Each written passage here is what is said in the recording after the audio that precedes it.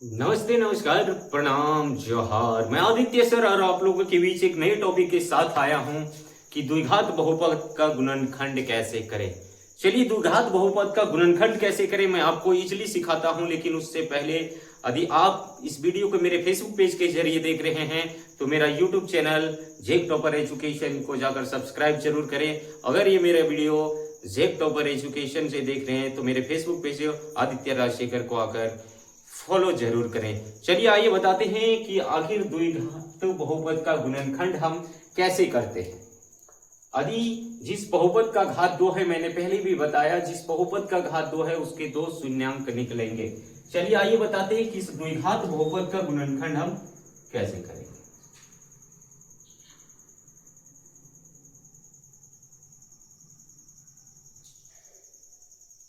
कहीं चल गए थे, हमें खेत है। और आइए बताते हैं आपको कि इसका हम गुणनखंड कैसे कर सकते हैं। गुणनखंड कैसे करेंगे, दिया है मेरे पास 12x² प्लस 7x प्लस 1।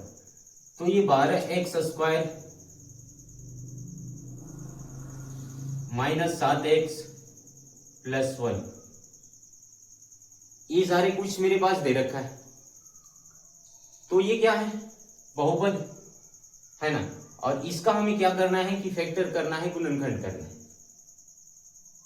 ठीक है, फैक्टर करना है, गुणनखंड करना है। ये आप जानते हैं कि अचर पद होता है, ये x² चर पद है। तो x² का गुणांक मेरे पास कितना है, 12। तो अचर पद को हम क्या करते हैं, x² के गुणांक से गुना कर देते हैं। इसको क्या करते हैं, x² के गुणांक से अचर पद को गुना कर देते हैं। गुना करने के बाद कितना आएगा मेरे दोस्त, 12 आएगा। अब इस 12 को क्या करेंगे कि 2 खंडों में तोड़ेंगे हम। कितने भागों में, 2 भागों में। इस चिन्ह x और अचर पद, ये दोनों के बीच जो चिन्ह है प्लस का या माइनस का रहता है तो घटाने के बाद हम 7 लाते, प्लस का है तो जोड़ने के बाद 7 लाएंगे। जोड़ने के बाद कितना आना चाहिए, इसका गुणनखंड कीजिए 12 का, जोड़ने के बाद आना चाहिए आपका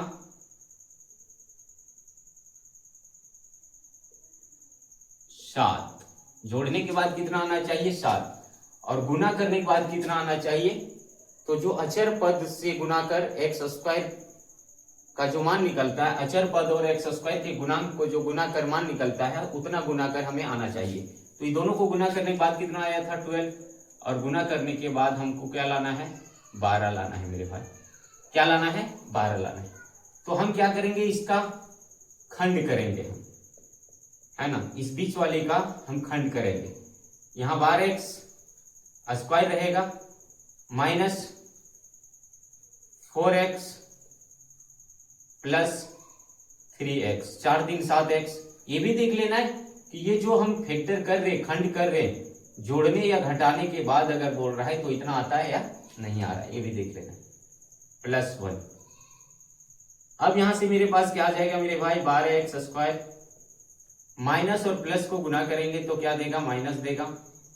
और 4x और यहां से देगा minus plus minus 3x plus 1। मेरे दोस्त अब यहां से देखिए कि ये दोनों में से हम कॉमन क्या ले सकते हैं। कॉमन क्या है जिसको हम उभयनिष्ठ निकालें, यानी बाहर निकालते हैं। तो ये दोनों में से कॉमन मेरे पास क्या है, कॉमन का मतलब है जो दोनों में है। कॉमन का मतलब क्या है, जो दोनों में है। और दोनों में यहां 4x तो यहां भी 4x है, लिख सकते हैं 4x। यदि हम 4x लिख लिए तो यहां क्या बच जाएगा, 3x बचेगा। और यहां कुछ नहीं बचा है तो माइनस 1 बच जाएगा। अब यहां से अगर यदि हम क्या करते हैं, -1 को निकालते हैं, क्या करें, -1 निकाल लेते दोनों में से, उभयनिष्ठ है ना। तो यहां क्या बच जाएगा, चूंकि माइनस हम निकाल चुके तो माइनस से माइनस खत्म हो जाएगा, प्लस 3x बचेगा। और यहाँ प्लस से माइनस निकालिए तो यहाँ माइनस बच जाएगा x माइनस 1। अब देखिए यदि ये दोनों मेरा सही आ गया तो आप गुणनखंड क्या कर रहे हैं, दोनों समान है तो गुणनखंड आप सही कर रहे हैं। तो लिख सकते हैं दोनों में से एक चीज है 3x माइनस 1, और ये जो हमने कॉमन निकाल के रखा है 4x माइनस 1, ये लिख सकते हैं आपका ये फैक्टर बन गया, आपका ये गुणनखंड हो गया। और चलिए हम अब दूसरा क्वेश्चन बताते हैं इसी में। चलिए बताते हैं दूसरा गुणनखंड करके देखते हैं हम। दूसरा गुणनखंड कैसे आते हैं। मेरे सामने बहुपद दे रखा है, बहुपद दिया है 2x² प्लस 7x प्लस 3। हमने क्या कहा 2x² प्लस 7x प्लस 3। हमने क्या कहा था उसमें, हमने कहा था क्या कि अचर पद को जो है x² के गुणांक से गुना कर देना है। अचर पद मेरे पास 3 है और x² का गुणांक 3 है, तो कितना देगा मेरे भाई 6 देगा, 6 देगा।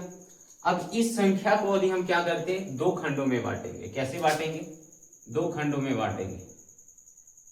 दो खंड में बांटे तो दो खंड में बांटने के बाद जोड़ने के बाद आना चाहिए 7। कितना आना चाहिए जोड़ने के बाद 7, और गुना करने के बाद कितना आना चाहिए, तो 6 आया था, गुना करने के बाद 6 लाना है इनको। इस फैक्टर को तोड़ेंगे तो यही संख्या को तोड़ेंगे, क्या करेंगे यही संख्या को तोड़ेंगे, तो जोड़ने के बाद 7 आना है और गुना करने के बाद 6 लाना है। यदि हम यहां से 2 इंटू 3 6 होगा, 6 को गुना 1 से कर देते तो 6 देगा, और 6 में 1 जोड़ देते तो कितना देगा मेरे भाई 7 देगा। तो जोड़ने के बाद 7 आ रहा है और गुना करने के बाद कितना आ रहा है 6 आ रहा है। तो इसको हम इस प्रकार से लिख सकते हैं 2x² plus 6x plus x plus 3। अब बताइए कि सर एक नहीं लिखे, x कैसे लिखें। यदि एक चर का जो गुणांक 1 होता है वो लिखा नहीं जाता है ना, एक गुणांक लिखा नहीं जाता। हम यदि x का वैल्यू यहाँ पे पूछे तो 1 है, स्वतः बता देंगे कि x का वैल्यू 1 है ना। और अब देखेंगे इसमें से 2x² plus plus plus 6x plus x plus 3। अब मेरे पास इस दोनों में से क्या कॉमन लेने लायक है, दोनों में से हम क्या ले सकते हैं मेरे भाई, यहाँ 2x² है, यहाँ 6x है। यहाँ अगर 6x है तो 2x ही कॉमन दे सकता है, तो यहां से भी दे सकता है ना। तो चलिए 2x को कॉमन लिए, 2x से इसको भाग करेंगे, बच गया x, 2x से यहां बच जाएगा 3, x से x कटेगा 3 दूनी 6 3 बार में। अब ये दोनों में से वही लिस्ट क्या आएगा, इसका भी गुणांक 1 है तो 1 ले सकते हैं, और यहां बच जाएगा x प्लस 3। क्या मेरा गुणनखंड सही हो रहा है। अब हमने क्या कहा, जो दोनों एक ही जैसा है उसको एक बार लिखेंगे, x प्लस 3 को एक बार लिखते हैं, और एक जो हमने उभयनिष्ठ निकाल के रखा है 2x प्लस 1 इसको एक बार लिखेंगे, और ये हमारा गुणनखंड बनकर तैयार हो गया है ना। अगर आप वीडियो अच्छी लगी हो तो लाइक और सब्सक्राइब जरूर करें। चलिए तीसरा क्वेश्चन बताते, तीसरा क्वेश्चन आखिर क्या कह रहा है इसको हम जानने का प्रयास करते हैं। तीसरा क्वेश्चन गुणनखंड करना है, इसको भी गुणनखंड कैसे करना है द्विघात समीकरण का, यही मेरा लक्ष्य आपको सिखाना है ना। हम जैसे ही क्या करते हैं हटते हैं, आप वीडियो का स्क्रीनशॉट लेके लिख ले। यदि एक बार में नहीं समझ में आ रहा है तो वीडियो को दोबारा देखें और वीडियो को शेयर और सब्सक्राइब जरूर करें। आइए बताते हैं इसको क्या करना है। हल करते समय एक बार हम पुनः क्या करेंगे, यही क्वेश्चन को हम रिपीट करते हैं। 6x² plus 5x and minus 6। मेरे पास क्या दिया है, मेरे पास क्या दिया भाई, आप देख लीजिए एक बार। देखिए अचर पद मेरे पास 6 है और x² का गुणांक भी 6 है। ये दोनों को गुना करने के बाद कितना देता है 36 देता है। अब इस 36 को दो खंडों में बांटना है, 36 को दो खंडों में बांटना है। गुना करने के बाद 36 आना चाहिए और घटाने के बाद 5 आना चाहिए। घटाने के बाद कितना आना चाहिए 5, और गुना करने के बाद 36 आना है। चलिए 36 को हम क्या करते हैं, दो खंडों में सर्वप्रथम बांटने का कार्य करते हैं, है ना। दो खंडों में बांटने का कार्य करेंगे, और दो खंडों में कैसे बांटेंगे, 3 तिया 9, 2 दूनी 4, देखिए 9 माइनस 4 इक्वल टू 5। तो घटाने के बाद हमको कितना आने के लिए बोला, लाना है 5 लाना है, 5 हमने लाया, और गुना करने के बाद हमको बोला 36 लाने के लिए, तो 9 चौका 36 हो जाता है, तो 36 आ जाएगा ना, 9 चौके 36। चलिए अब यहां से देखते हैं क्या करते हैं, 6x² plus 9x minus 4x है ना माइनस 6।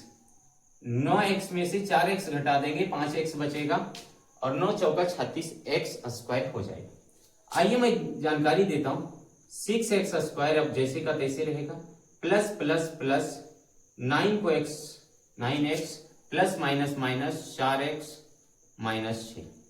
अब देखिए ये दोनों में से उभयनिष्ठ क्या निकल सकता है। सर्वप्रथम देखेंगे ये दोनों में से उभयनिष्ठ हम क्या निकाल सकते हैं, तो उभयनिष्ठ उसी को निकालेंगे जो दोनों में कॉमन है।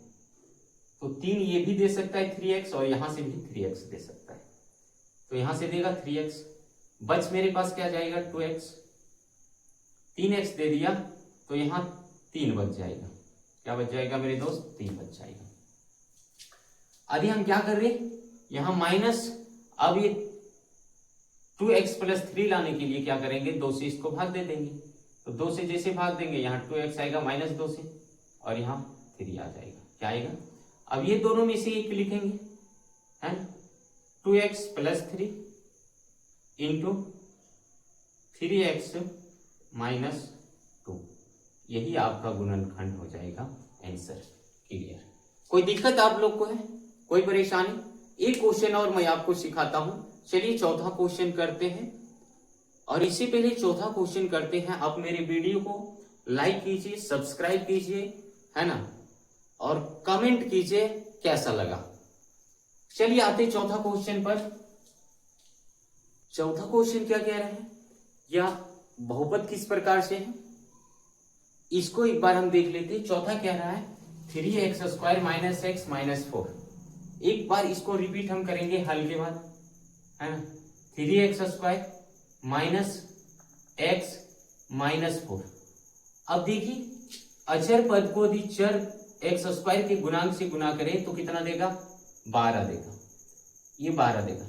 अब 12 को बोलता है कि घटाने की 2 खंड में बांटना है, घटाने के बाद 1 आना चाहिए और गुना करने के बाद 12 आना चाहिए।